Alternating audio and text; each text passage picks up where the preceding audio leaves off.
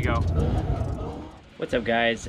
So today we are going to be installing the new Battle Aero version 1.5 fender flare kit, I guess, or Widebody kit for the 2004 to 2006 Pontiac GTO. I'm going to show you guys what is all basically entail on how to install it, and basically all the cut-in that's going to be required. I'll go over what kind of wheel specs you can expect to get out of it, and or wheel size you should be able to get out of it, and then also what my overall opinion on the kit is.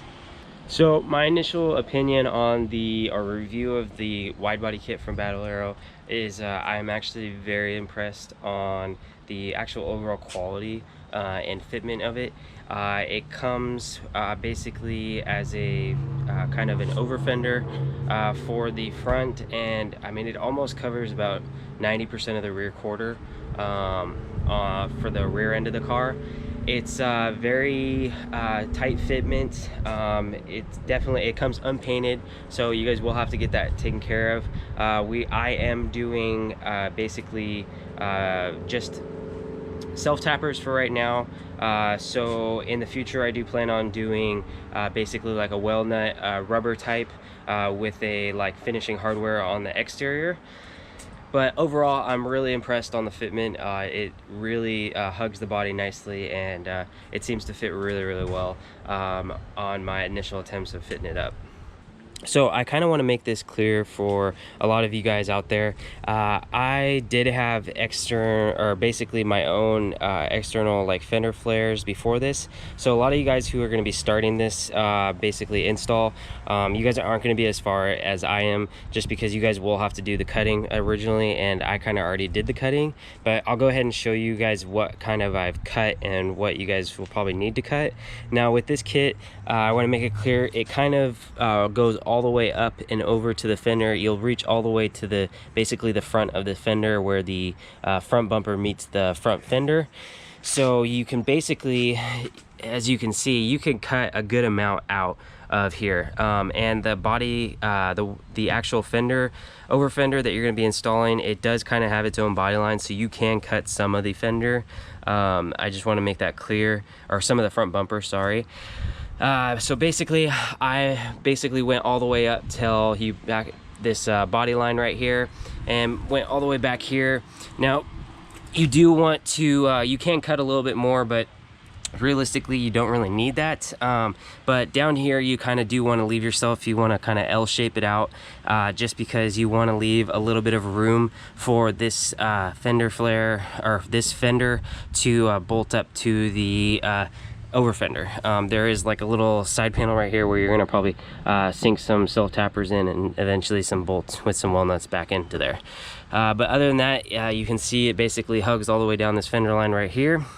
And so going to the rear, we have, this is basically how I cut it. You don't really need to cut any more. It's not like a big chunk out of the front, because you do want the fender clearance in the front. But in the rear, I did cut about, I believe it was about 2.5 inches up from where the original fender was. Now this is going to be like your typical style like rear fender, where you're gonna have to make slits across the whole body, and basically weld the slits back and hammer them back up, and then weld the slits. I did use seam sealer to finish up the basically imperfections in the cracks that the welds didn't really get to. It is just your typical seam sealer. I think it was seam sealer or like JB Weld or something like that. It all works the same. It basically just fills the fender from getting any water or anything basically penetrated inside, so you don't have this big gaping rust hole later on down the line.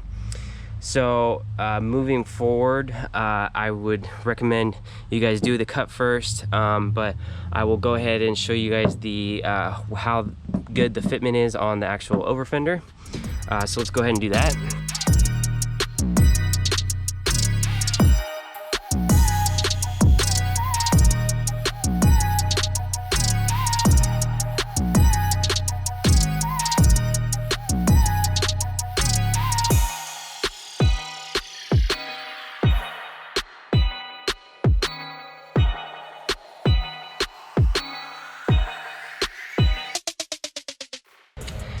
So as you guys can tell, the overall fitment of the over fender on the front is actually really impressive. You can see it follows the body line almost perfect. There is really no bowing aspect. That is going to be dependent on how well you guys lay it down.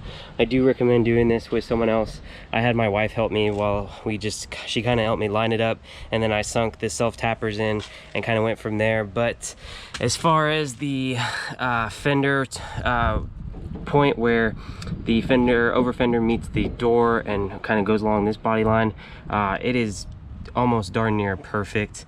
It does kind of shape out a little bit at the bottom, but I really can't, you know, ask for much more. So this was where I was telling you guys before to make kind of the L. You guys will want to sink a self tapper down here, if I can get that to focus. But yeah, you guys will want to sink probably one, at least one down here. But other than that, it fits really, really well. I'm super impressed, and it's a very, very good fitment. All right, guys, so I went ahead and threw on the rear over fender. I'll go ahead and show you guys the fitment. Overall, the rear fitment is not as nice as the front, but honestly, really almost like 95% perfect, and you really can't complain. It is going to depend on how you guys line it up. Like I told you, there is some like minor imperfections, like the trunk line. It does kind of bow out a little bit right here. But if you guys do take it to a body shop, I'm fairly certain a body shop could handle that. The trunk hole is a little bit oblong, but I mean, when it's all painted one color, it's going to be really hard to tell. Width-wise, I do like it. It does give you, you can fit a very good sized tire. We'll get more to that in a little bit, but overall, I'm super happy with it. I really do like the design of this one because it kind of covers the whole fender, and it's not basically like a over fender like that cuts down here.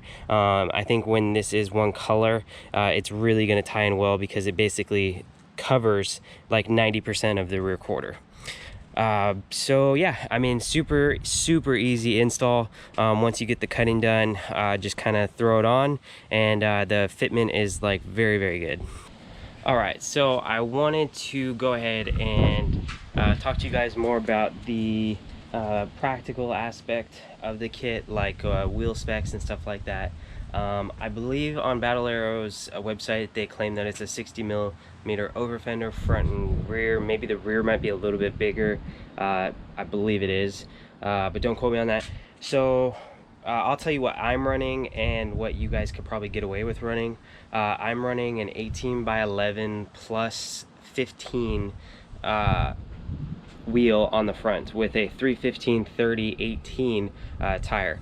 My car is designed for road course slash like autocross, so I really do need like a very big, basically the biggest tire I can fit in the front. I do know for a fact that other drift guys have been using this kit, and it does allow for basically just more room to provide more angle with the car. I know they're not running as wide as tires as I am. I feel like you could probably use a 265 like 35/18 tire with a correct offset and have a good amount of angle on it. So basically you're gonna have to play around with the wheel fitment on your own. I'll tell you that the 18x11 plus 15 that I run fits very well. You do have to do a good amount of cutting, but it's also very spacious in there once you kind of cut it all out. Other than that, I'm really super impressed with the kit. I highly recommend it, and for the price range, it's very, very good. So if you guys like this video, make sure to subscribe to my channel. I'm gonna try to post a lot more content on upgrading the GTO. We're gonna be doing a front spoiler along with some other suspension stuff, and coming soon we're gonna be doing the motor swap. I think that's gonna be super interesting. This bad boy is gonna be jumping up from 500 horsepower to about 850 wheel horsepower, so super exciting process coming up, and hope you guys enjoy. Take care.